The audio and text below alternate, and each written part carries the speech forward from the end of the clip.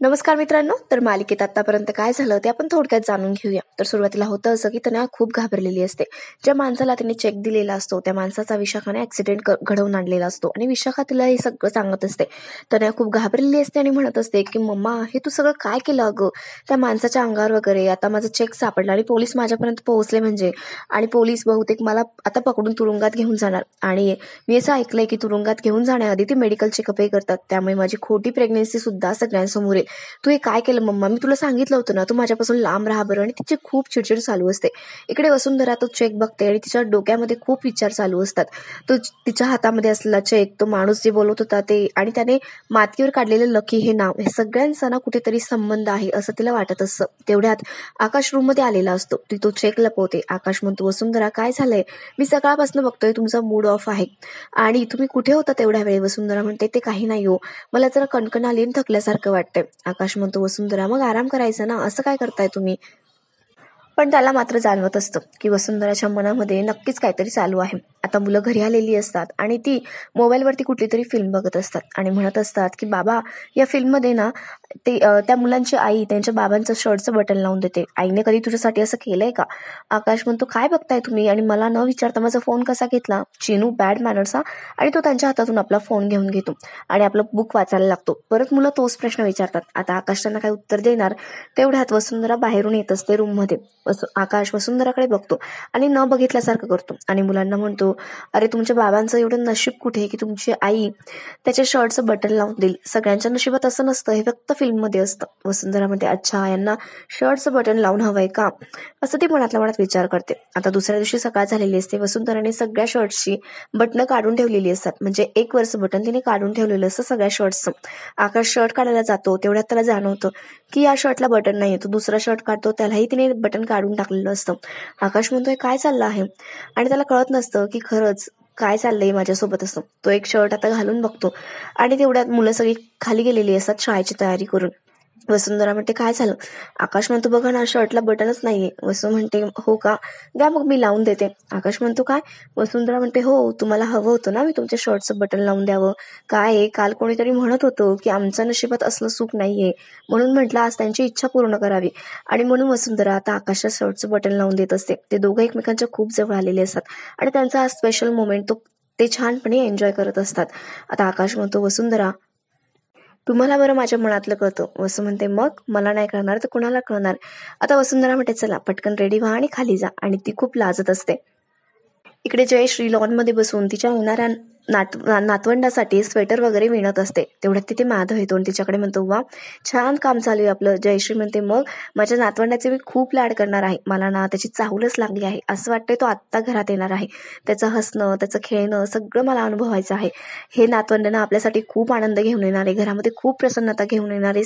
सांगते मी तुम्हाला. त्याच्यासाठी मी काय करू आणि काय नाही असं झालंय मला. त्याची सगळी झबली, टोपली वगैरे सगळं मला विणायचं आहे आणि सगळं छानपैकी करायचंय. तनयाचं बाळंतपण मला अगदी छान ग्रँड असं करायचंय सगळं काही तिच्यासाठी. आणि तिला स्वतःला सुद्धा वाटलं पाहिजे की ठाकूरांच्या वारसाला तिने जन्म दिलेला आहे. ते माधव म्हणतो, अरे वा, छान कल्पना आहे, पण काही करायचं असेल तर मला सुद्धा सांग, नाहीतर आपल्या नातवंडांना वाटायचं की सगळं काही ऍडजस्ट करते, आजोबा काही करत नाही. जयश्री म्हणते, हो का, त्याच्यासाठी ना असं एका जागेवर बसावं लागतं. तुम्ही बसतात कधी? अर्धा तास तरी तुम्ही एका जागेवर बसतात का? सांगा मला. सारखं त्या उंदरासारखं पळत असतात इकडून तिकडे. माधव म्हणतो, मग काय करणार? घरामध्ये मांजर असणार तर उंदरी पळणारच ना. जयश्री म्हणते, काय? माधव म्हणतो, काही नाही काही नाही, तू चालू दे. आणि तो म्हणतो, वसुंधरा जरा चहा टाकतेस का? जयश्री म्हणते, प्रत्येक गोष्टी त्यांना वसुंधरा लागते. तिचं नाव ऐकलं की माझा सगळा मूडच ऑफ होतो. इतका छान मूड होता माझा, पण यांनी सगळा माझा मूड विस्कटवला. इकडे तनया तिच्या रूममध्ये एक्सरसाइज करत असते, दोरीवरच्या उड्या मारत असते, व्यायामाचे वेगवेगळे प्रकार करत असते आणि रूम तिने लॉक करून घेतलेला असतो. तेवढ्यात बाहेरून वसुंधरा आवाज देत असते आणि रूम उघडण्यासाठी सांगत असते. आता तनया रूमचा दरवाजा कडी उघडते, पण दरवाजा काय उघडत नाही आणि बेडवर जाते आणि झोपून घेते. पांघरून वगैरे तिने घेतलेलं असतं. वसू आतमध्ये येते आणि म्हणते, तनया तुला किती घाम आलाय ग, काय झालं, तुला ताप वगैरे आलाय का? तनया म्हणते, बघ माझ्यापासून लांब हो, तुम्हाला हात लावलेलं मला अजिबात चालत नाही. वसुंधरा म्हणते, अगं तुला काय होतंय का, सांग ना, किती घाम आलाय तुला? तनया काहीच ऐकत नसते. वसू म्हणते थांब, आईंनाच बोलवते, तुला खूप ताप आलेला आहे बहुतेक आणि तुला डॉक्टरांकडे गेलं पाहिजे. ते आता जयश्रीला हाका मारते आणि वरती बोलून घेते आणि म्हणते की बघा ना, तनया मला हात सुद्धा लावू देत नाहीये, तिला डॉक्टरांकडे नेलं पाहिजे, बहुतेक तिला खूप ताप आलाय. जयश्री म्हणते काय, बघू दे तनया, ताप आलाय का तुला, आणि तनयाच्या अंगाला ती हात लावते पण ताप वगैरे नसतो. जयश्री म्हणते ताप तर नाहीये, पण तुला खूप घाम आलेला आहे, सांग मला, आणि एवढं गरम होत असताना तू एवढं पांघरून का घेतलेस तनया. ते आता तिच्या अंगावरचं पांघरून काढून टाकते आणि दोघी बघतात तर तनयाने एक्सरसाइजचे कपडे घातलेले असतात. जयश्री म्हणते अगं तनया, तुला कळतं की नाही काही, तू प्रेग्नेंट आहेस, अशा अवस्थेमध्ये असे टाईट कपडे घालतात का, सांग मला. आणि तू काय होतीस एवढे टाईट कपडे घालून, तू व्यायाम वगैरे तर करत नव्हतीस ना. तनया आता काहीच बोलत नसते. जयश्रीला मात्र जाणवत असतं की ती खोटं बोलते. तनया म्हणते मग काय करणार, ही वसुंधराच मला बोलली होती. आणि जयश्री म्हणते तिकडे काय लपवते तू. तनया तिकडे दोरीवरच्या उड्या ज्या दोरीने मारतात ती दोरी लपवत असते. जयश्री म्हणते अगं हे काय, तू दोरीवरच्या उड्या तर नाही ना मारल्यास. तनया म्हणते नाही, पण ही वसुंधरा वहिनी मला म्हणत होती की तू एवढं काही खाल्ल्याने जाड होशील, खूप खातेस ना तू, त्याच्यामुळे जाड होशील आणि अखिलला तू आवडणार नाही, आणि म्हणूनच मी व्यायाम वगैरे करत होते. जयश्री म्हणते वसुंधरा, मला माहिती तू किती खोडसाळ आहे ती, तुला सहन होत नाही ना तनया प्रेग्नेंट झालेलं, कारण तिने जर छान बाळाला जन्म दिला, आमच्या वारसाला जन्म दिला, तर तुला चालणार नाहीये, म्हणून तू तिला मुद्दाम असं करायला सांगतेस ना. पण एक गोष्ट लक्षात ठेव, तिला असे काही सांगायचे नाही किंवा तिचे कान भरायचे नाही. ती लहान आहे, तिला नाही कळत काही गोष्टी, पण आपण तिला समजवायचं असतं की अशी फूस दाखवायची असते, सांग ना मला, आणि तुझ्या मनात काय चाललंय ना ते मला चांगलंच ठाऊक आहे. वसुंधरा म्हणते आई, मी तिला काहीच सांगितलेलं नाहीये, ती खोटं बोलते. जयश्री म्हणते मला माहिती या घरात कोण खोटं बोलतं कोण नाही ते. वसुंधरा आता खाली निघून जाते. इकडे जयश्री म्हणते हे बघ तनया, तू कोणाचंही ऐकायचं नाही, कोणी तुला काही सांगितलं ना तरी ऐकायचं नाही, मी जे सांगते तेच करायचं. आणि एक गोष्ट लक्षात ठेव, तुझं बाळ येणारं आमच्यासाठी खूप महत्वाचं असणार आहे, या घरासाठी ते खूप महत्वाचं असणार आहे, आणि तू ठाकूर घराण्याला वारस देणार आहे, त्यामुळे तू असं हे करून चालणार नाहीयेस. माझी गोष्ट लक्षात येते का तुझ्या, तुला खूप काळजी घ्यायला लागणार आहे, कोणाचं ऐकायला लागणार नाहीये. तनया म्हणते हो आई, आणि जयश्री तिला दम भरते आणि खाली निघून जाते. इकडे वसुंधरा विचार करत असते की तनयाचं नेमकं काय चालू आहे ते, तिला कळत नाहीये की ती मुद्दाम करते. तिला एवढंही कळत नाही की आपण प्रेग्नेंट असताना दोरीवरच्या उड्या मारायच्या नसतात. मला तर ना काहीतरी गडबड वाटते. तनया खरं बोलते की खोटं बोलते हे तपासून बघायला हवं. आणि ती टेन्शनमध्ये असते, मुलांची खेळणी वगैरे आवरत असते, तेवढ्यात तिला मुलांचा एक खेळणीतला वॉकी टॉकी नजरेस पडतो आणि ती म्हणते हा वॉकी टॉकी ना माझ्या खूप कामात येणार आहे, हा मी तनयाच्या रूममध्ये ठेवणार, पण त्याच्यासाठी मला दुसरा वॉकी टॉकी लागेल, जेणेकरून तनया कुणाशी बोलते, काय बोलते, तिच्या मम्मासोबत काय बोलते आणि त्यांचं काय प्लॅनिंग चालू आहे ना, हे सगळं माझ्या समोर येईल. जर ती खोटं बोलत असेल तर ते सुद्धा.